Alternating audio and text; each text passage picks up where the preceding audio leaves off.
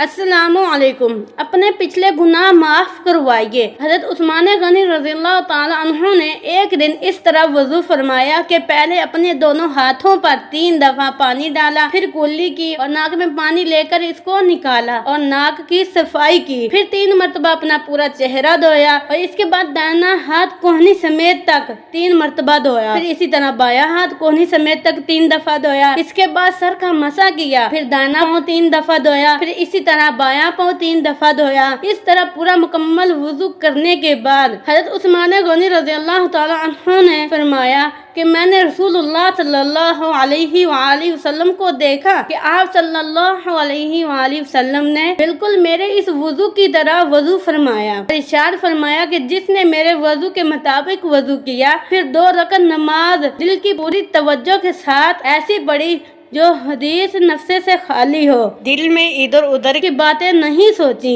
تو اس کے پچھلے تمام گناہ معاف ہو گئے۔